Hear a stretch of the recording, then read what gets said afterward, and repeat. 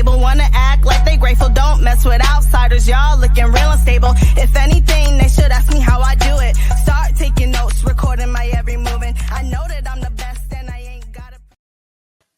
What's up, everyone? Welcome to KB's community. I'm Kendall Bell, and I'm here today with Tyree Pope. He is a... Third. Go ahead. I'm going to let third. you talk. No, oh, the third. Yeah. Oh, really? Yeah, I'm the third. Okay. That's good to know. So Tyree Pope the third. Mm-hmm. I'll make sure not to forget that. Good. How are you? Good. Okay, so tell everybody, this is the podcast as you've probably seen for creatives. So can you give us a little insight into what you do creatively? Well, I'm a creator. I do a lot of different things, whether it's editing, filming, animating, drawing, making comic books, helping on documentaries, helping on commercials. I do a lot of different creative things, and I kind of try to dip my toes in the water wherever I can. Okay, that's interesting. So where did you get started? Like, what was the first thing you did creatively, and when did you start that? I'd say the first time I was being creative was like when I was in 7th grade. Probably, that's when I first picked up a camera. That's when I learned how to do graphic arts. That's when I learned the more creative side of things or technical side of things. When I was like 12 years old, so going to Lincoln Center of the Arts kind of put me on a path that I kind of came back to when I was older. That's cool. That's cool. So do you have a favorite of everything that you do? Like, what's your favorite to do? I just really like to direct. Sometimes it's nice to just be the person with the idea and facilitating the idea, mm-hmm. and then having people in place to kind of create the idea. Yeah. So it's kind of nice to, not be everything. Yeah, to have the vision and then have executors. Yeah. Yeah. So that's kind of my favorite part of, being a creative. Sometimes you are in different positions, and you get different experiences. So my favorite is doing it. Okay, that's cool. Is there a reason that that's your favorite? I don't know. Well, you kind of just... It's got a lot of different ideas, and I feel like I can facilitate them a little better than sometimes you can do them. Right. I think it's kind of cool, though, as well, to be able to see your vision, like, come to life through somebody else's eyes. Because I'm sure it's still even just a slight different perspective, but I think it's really cool because that's really when, like, ideas come together. Yeah, and so that's dope. It's like it's a team sport. Film in general is like a lot of the time it's not a lot of, let's say, when we're doing it alone as videographers. That's why I say videographers and like filmmakers are a little bit different. Videographers do everything alone pretty much. Like, you're the video guy, you're the editor, you're the light, you're the DP, the gaffer, the lights. Like, you literally carry everything as one. But when you're making films, you're a filmmaker. You need a team of like other people to help you because there's a lot more that's going on. There's a lot to go into. And it could be 10 people sets, it could be 100 people on set, but everybody has their own role. Okay. So what is the largest team you've ever worked with? Probably like 100.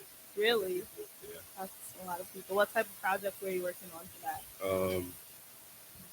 I could probably talk about it if it came out. It was a WhatsApp. It was like a WhatsApp documentary for Giannis. Oh, that's cool. That we shot, and that was probably the biggest. That's really cool. The biggest set I've been on. A WhatsApp documentary.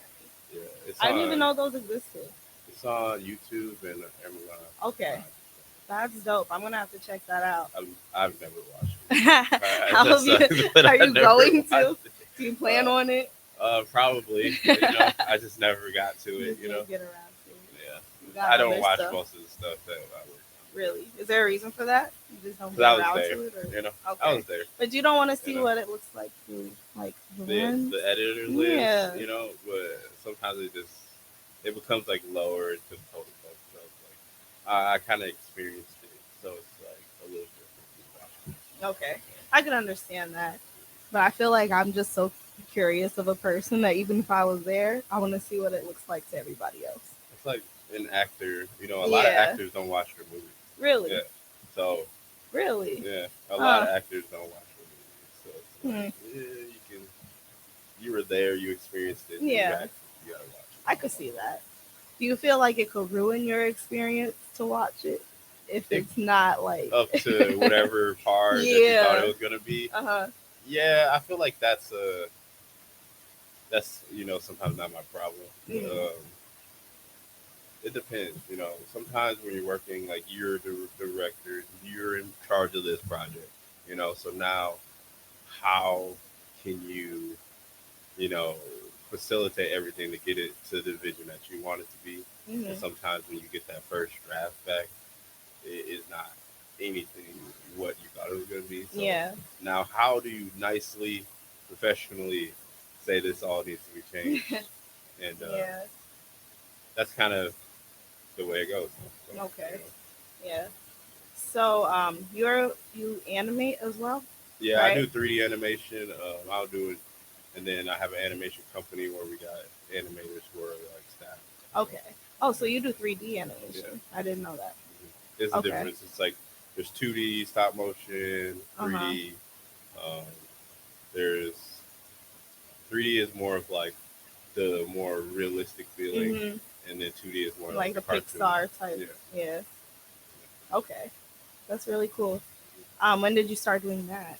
Probably last year, 2 years ago, Oh, that was so not pretty a long recently. time ago. But it was kind of me wanting to take matters into my own hands and like kind of be able to generate ideas that I wouldn't be able to with my camera. Okay. So trying to figure out how you can do high budget things without having to having very high budget. So Yeah. That's interesting. yeah, Yeah. there's a lot of people who use the 3D animation and the 3D assets that you can find for free online to make videos. There's a bunch of people in Milwaukee, and you just gotta find them. Okay. Do you feel like that's like still as good as the I guess whatever software you would use to animate on I mean, computers? that's what everybody uses. So everybody just uses Everybody the uses pretty much when it comes to 3D animation. Let's say a you watch the new Spider-Man into Across the Spider-Verse. mhm. That's all done on most likely Maya, and that's a paid 3D Okay. animation software. So normally the bigger companies are going to use the more expensive Mhm. software, Because but there would be a it difference in all quality, translates. I Oh assume. yeah, I feel like. Okay. I don't think there's a true difference in quality. Okay. It really just depends on how much you know what you're doing. I It got all you. depends on knowing the system that you're using. So Okay. that's why I say anybody can learn it because it is a software at the end of the day, Hmm. and you can learn the software. Right. Anybody can learn Yeah. That's just always so intriguing to me because that's just something I've never saw myself doing, but I think it's so cool. Animation is just awesome to me. it. Yeah, So I was super excited to have you here because I had so many it's questions. so cool until you're spending 14 hours animating, and Yeah. yeah, that's the worst part. It's the Okay. time. It's time consuming until, especially 2D. 2D is very time consuming. 3D is time consuming, but a lot of people have like presets and stuff like that that they can do. Okay. Because it's software, you can use the presets and the things that you've already set for yourself to go Hmm. through every project. Okay. So it becomes easier. Got you. So I guess that's why it's like it's kind of pricey because you have to make sure that everybody gets compensated for the fact that they're sitting there doing 14 plus hours of Yeah, work. That makes plenty of sense. it is pricey. A lot of people, like I said, charge thousands. You know, Hmm. um, we had a client that we quoted. It was probably like a 6 to 8 minute thing, and it was really up there in price because we Hmm. had to sit down and be like, okay, once we finish, how do we know he's not going to be like, well, I need this and this done to it. And you got to put in time and know that okay, for the future, if we have to work on this again, and like fix some things and rework some things. How are we gonna build that into the price? And then Okay. that's where it almost becomes pricey, where it's like, okay, they're gonna have us doing 10 hours, 20 hours extra work, and then how do we build that in? I got it. So, do you add on like an extra price for editing after it's done, or do you just build it It directly it into builds the? directly Okay, because that makes sense because I see people. I could see people just doing you have too to much, rework the arguing with entire. you.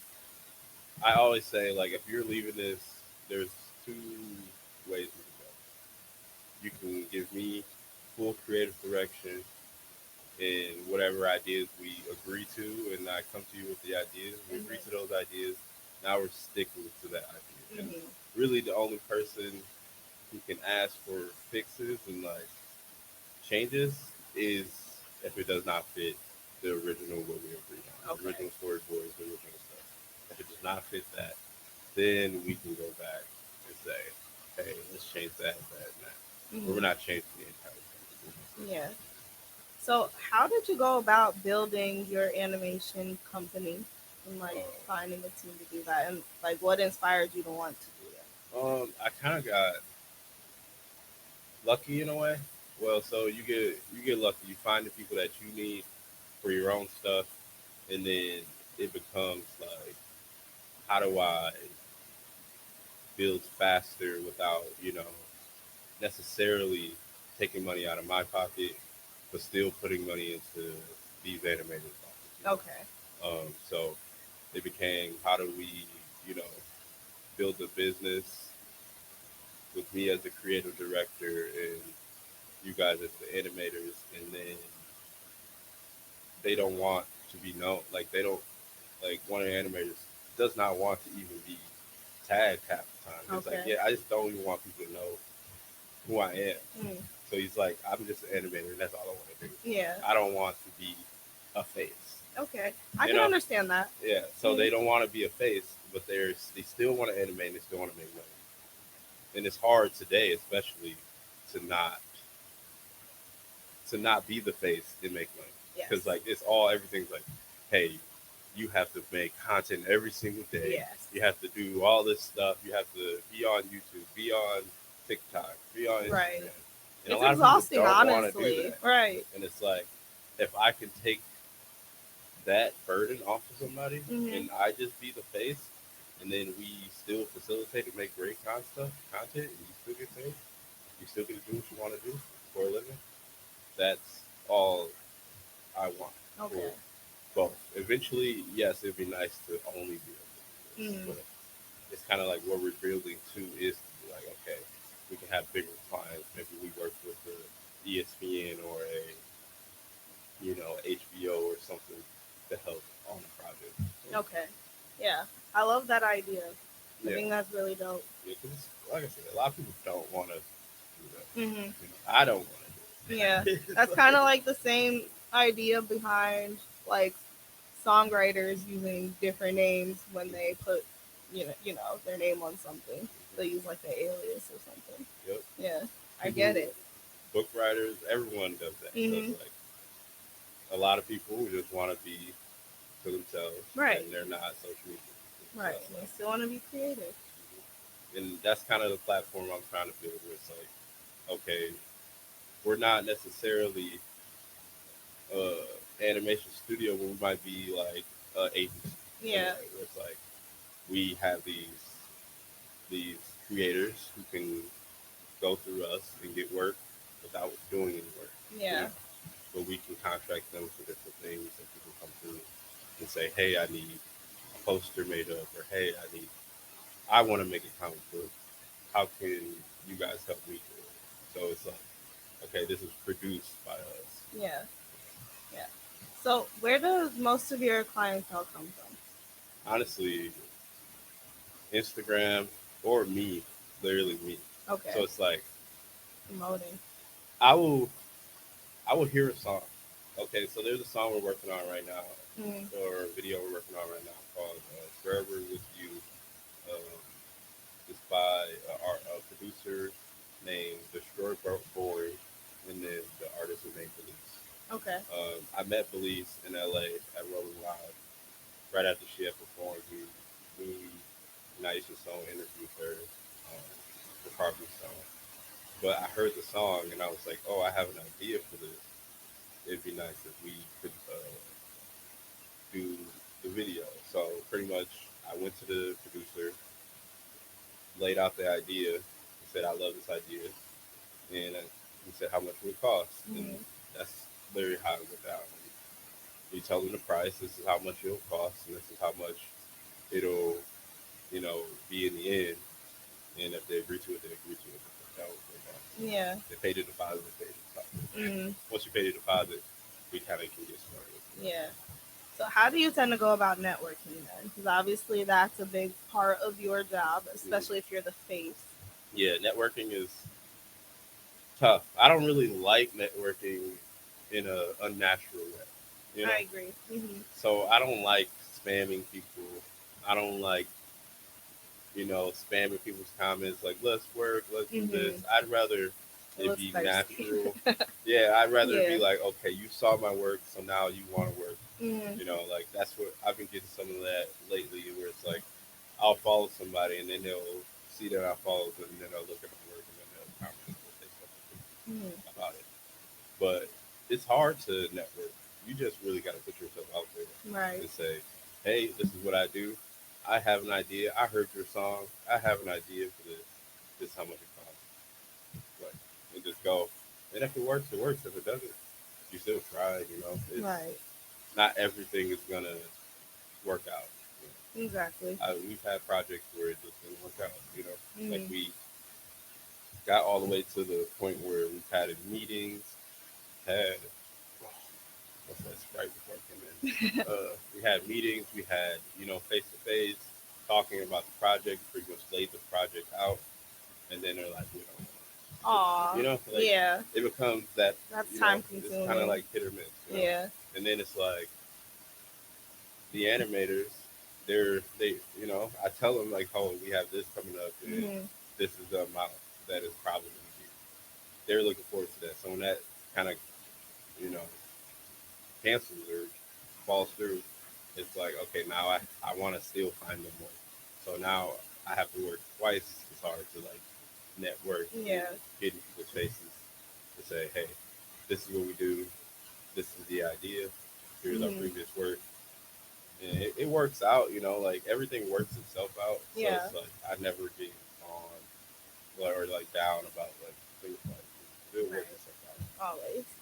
Always. So do you go to any particular events that you know of that are good for connecting with people? Connecting. Yeah. I just say honestly, if you're a musician or creative, you have to just go to where the people that you want to connect with will Yes. be. And like just if there is a festival or an event and you know that the artist you want to work with or want to get a feature with or want to do something might be there, or artists that you want to work with might be there, you know, get the VIP tickets. Just spend the $1,200 or Yeah. whatever and go, because you never know who you might run into, and that sends a domino effect on everything you want out of it. Mm-hmm. So if you just go with it with open ears and just you know go with the flow, don't force it.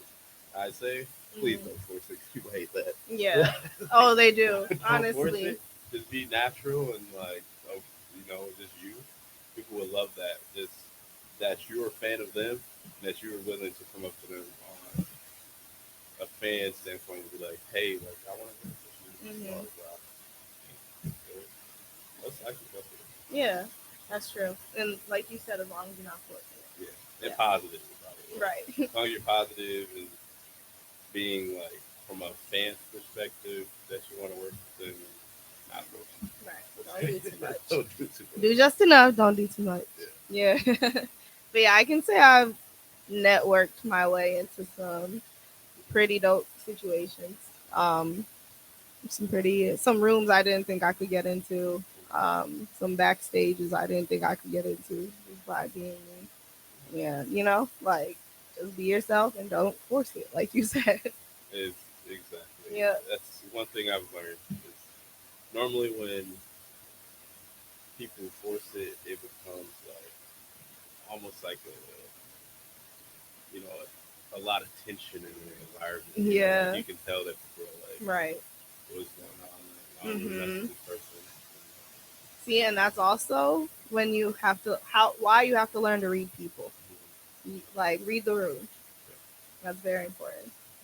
Um, okay, so we talked about animation. We talked about you started creating about seventh grade. And I think I saw you had a podcast as well. Yeah, I started my podcast in 2017, I believe. It was like 2016 going into 17. No, it was 17 going into 18. So it was like September 2017. That's when we started kicking it with Tyree. And, Mm. we kind of went for like 2, 3 years straight, and then it kind of just got repetitive, and I didn't want to do it the way I was doing it. So Okay. it becomes a point where it's like you could keep doing the same thing over and Hmm. over and over again, and not like I want to say not getting anywhere with it because kicking it with Tyree has opened the doors for everything I've ever done to this day. It is literally people who know me from that, and Hmm. that has opened the doors for literally any and everything I've done since then. That's dope. So it's like it's not that I was tired of it; it was more Hmm. that I was tired of doing it the same Yeah. way. And I was making plans to, in 2020 when I first stopped, I was making plans to like, make a different way for it and like Hmm. put it on a different level. And Yeah. pandemic hit, it kind of like Fell slowed by the that. wayside. Yeah. Okay. And it's still something on my mind that's restart, but Hmm. I'm in no rush. Okay. You probably have enough going on right now. Yeah, Uh, I can't edit it. That's important. oh, okay. That's my least favorite part about it. It's like a lot of the times it was just me. Like Hmm. it was only me, my camera. I'm setting up everything, and then I have to set up everything, make sure everything's recording, make sure everything's going, and then go home. Yeah, So that's that became kind a of lot of work. a little too much. Plus work, plus paid work. So I wasn't getting paid for it, Hmm. and I was like, it's kind of getting in the way of me, my paid work. So it's Yeah. like I'd rather. Only as a creative will you understand that. You got work Exactly. and you got paid work. You got work. That shit was getting, For it was real. just getting in the way. So it's like, Yeah. how can I?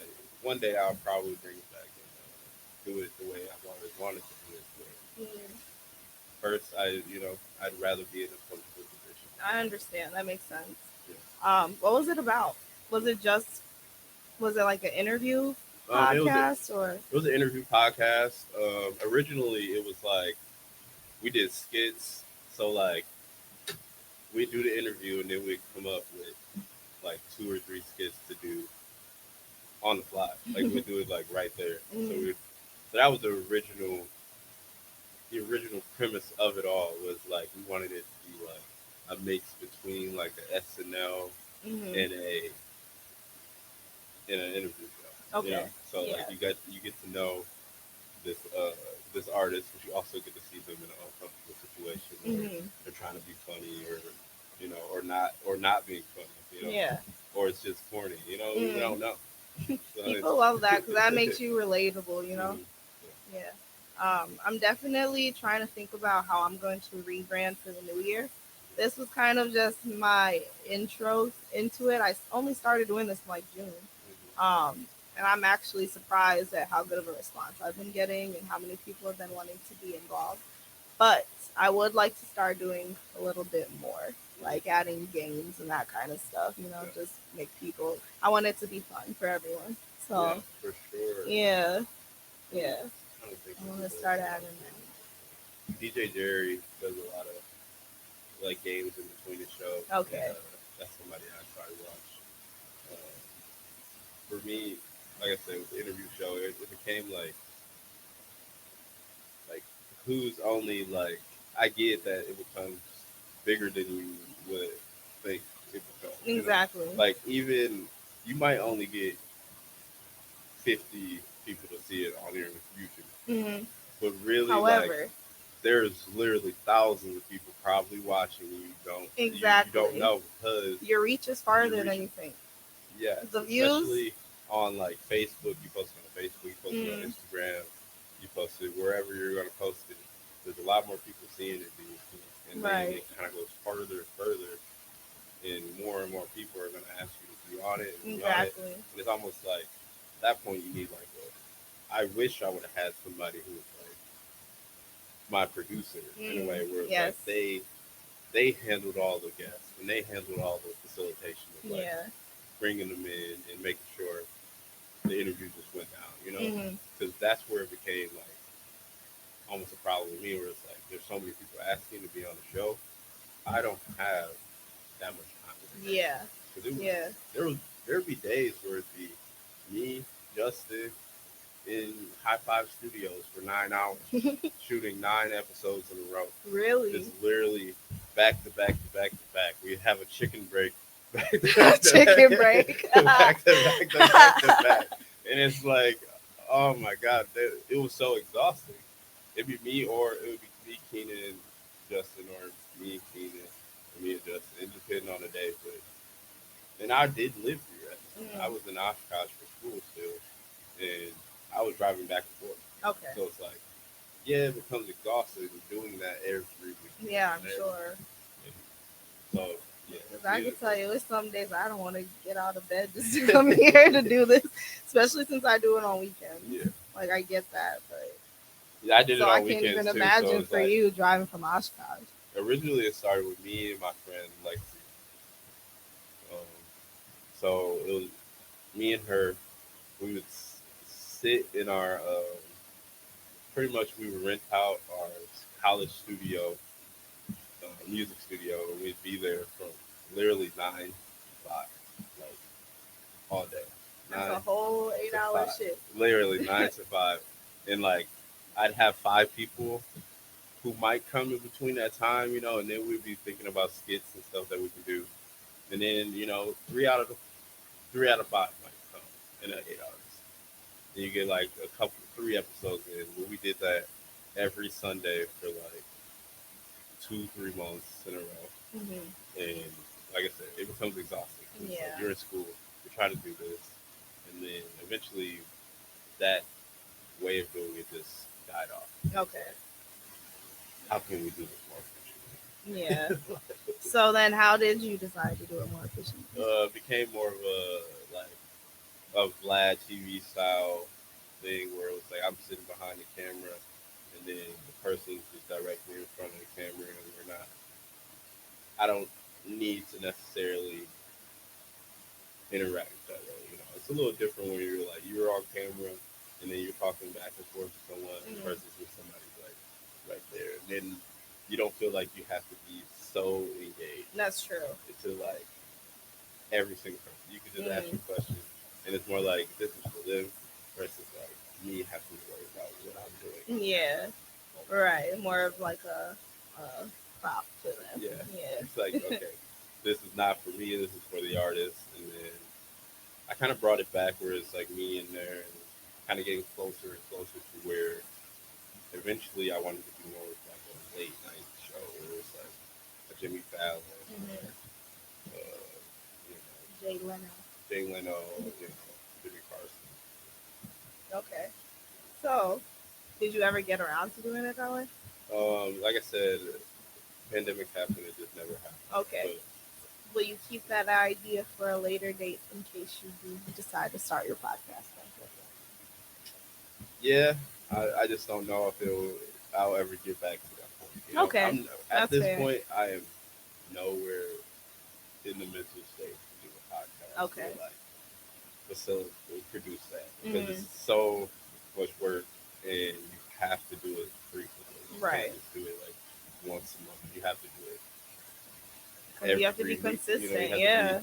weekly. You know, most podcasts do it twice a week. At least Mm. the ones that are on like more networks and stuff like that. They do it Yeah. Tuesday and Friday. So I don't really have that time to Yeah. one shoot and edit 2 podcasts or podcasts. Hmm.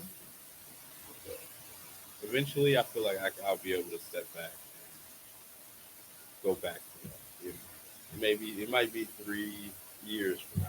But Okay. eventually, maybe I will be able to do that. And maybe I'll be in a better position to actually set up artists to get seen, you know, Yeah. and That'd be dope. help them on a different level. Yeah. Yeah, I love that. So right now, Honestly, the more people that are doing that, the better. sometimes I'm like, Why?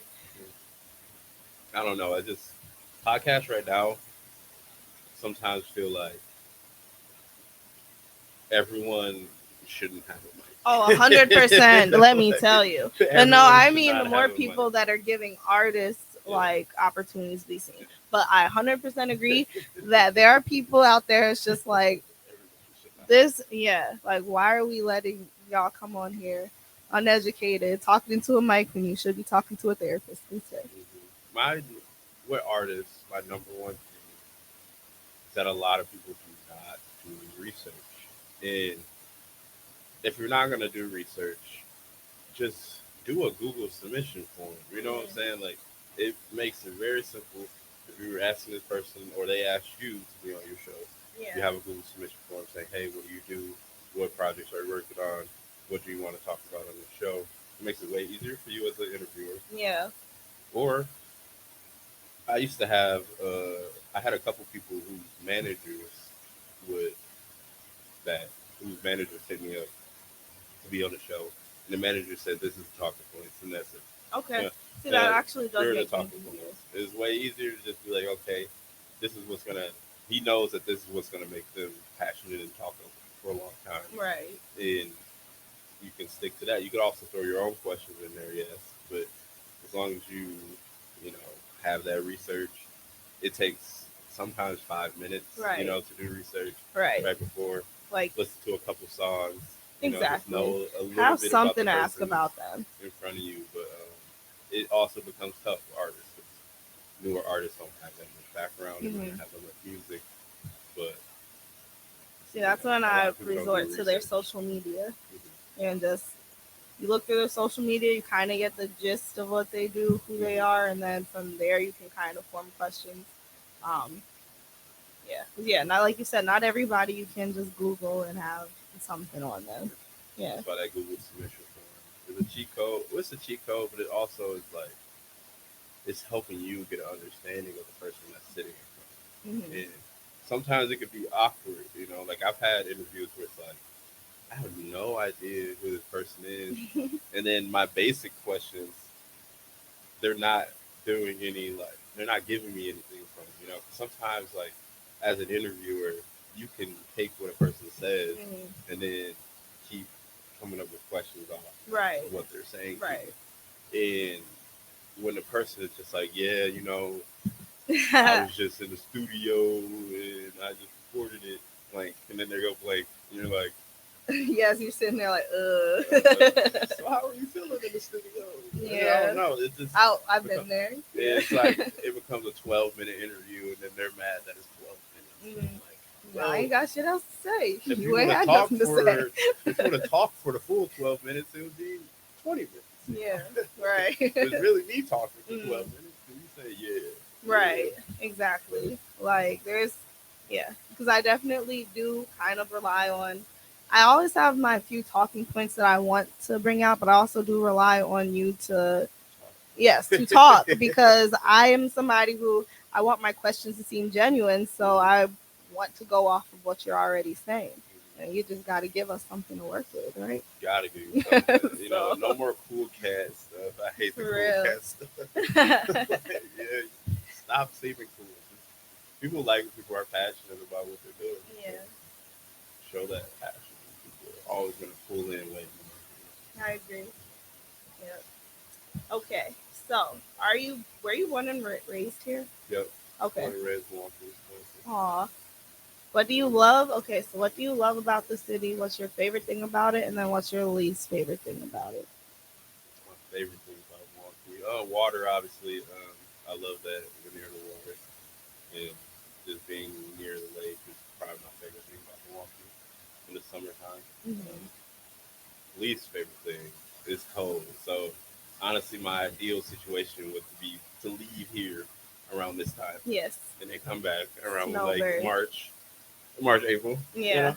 I would love to be able to do that, but you gotta have money to do that. That's the goal. Yeah. The goal in life is to be able to do that. But I love Milwaukee. Um, do I see myself here forever? I don't know. That was the next question. Yeah, I don't think I see myself here the rest of my life. Okay. Because I've lived most of my life. Yeah. And I'd like to see more things. Ideally, where else would you go? Because of what I do, there's only a couple places you can That's go. true. Yeah. Because True. of what I do and what I want to do with my life, from a entertainment standpoint, LA, Atlanta, New You York, knew that was the first. Houston. Houston's up there, Mm-hmm. but it's not like an entertainment hub. No, but it's growing. But it's growing. It's like a growing city. Mm-hmm. But the traffic's crazy, so I don't know if I go there. LA and Atlanta are obviously in New York are like my top three choices. But I kind of it's mostly I like water, so it's I LA. Okay. Yeah, I agree. I love water. Me so too. I've lived near water like my whole life. I lived in New Jersey as a kid. And so we lived probably like half hour from the ocean. So we go there like every weekend when it was warm. So that was the one consolation when I moved here is at least I get to be next to a big body of water. I feel like that's almost I need that. If I don't have that, I don't think I can move to that place. I'd be miserable. I feel you. I go to the lake all the time by myself. And Yes. it's like Sit and think. Sit and think. And if I don't have that, I'm like, yeah, I free move therapy. very quickly. Like I'd be out of there very quickly. I don't. I have like 6 months, and I'd be like, yeah, this ain't working. Fresh water. Yeah, I couldn't do that. Yeah. Okay, so is there any questions that you wanted to ask me?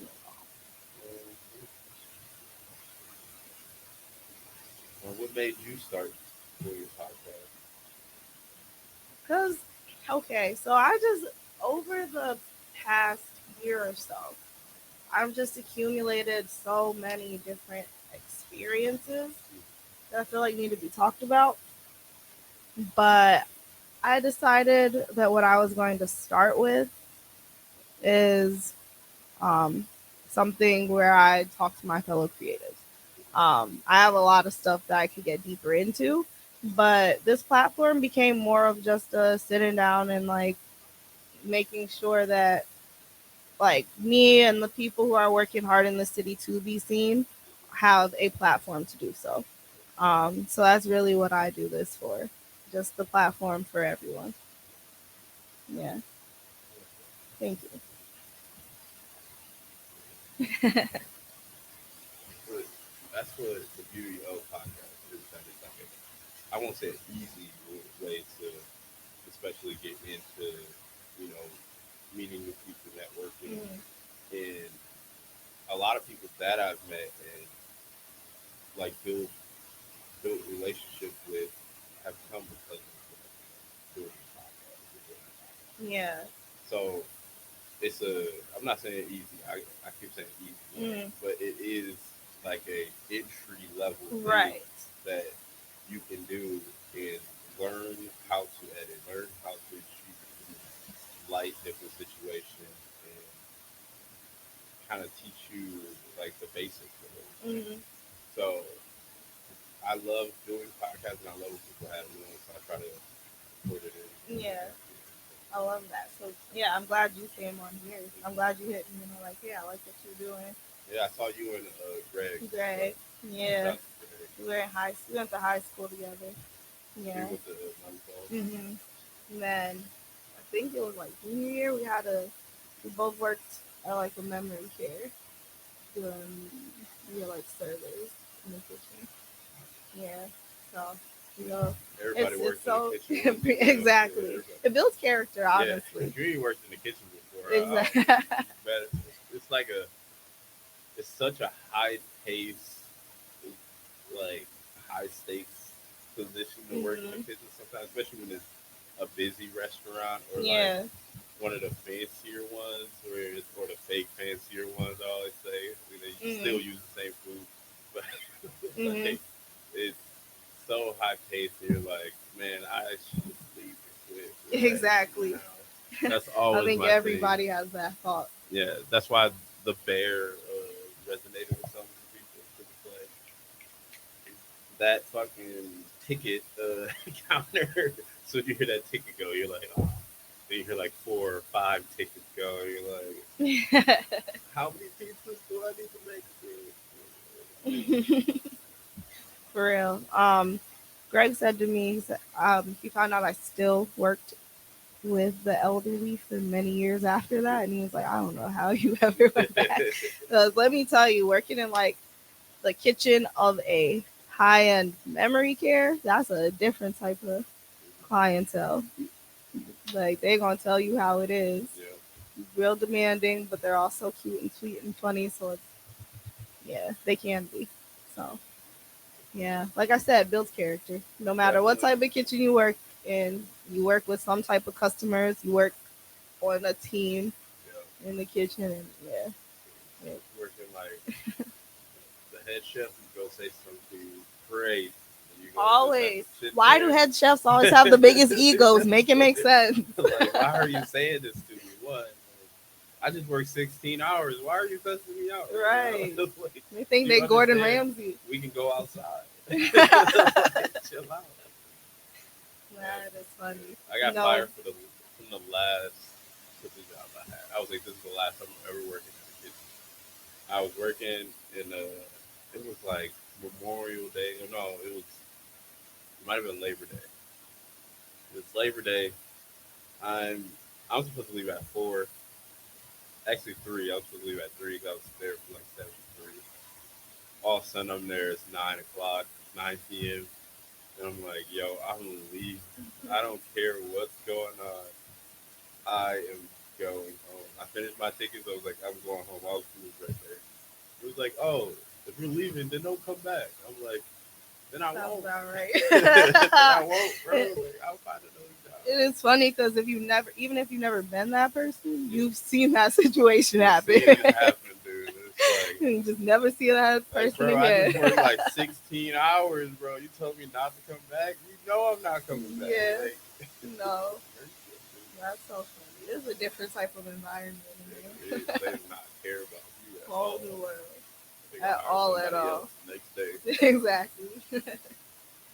All right. Well, it's been a great conversation. We're gonna start wrapping it up now. Um, I think it's really great what you do. I love that you have so many different creative avenues. I think like I said, animation is super dope. Um, and yeah, thanks for doing what you do and keep being an inspiration. Thank you for Appreciate having me. you, of Appreciate course. it.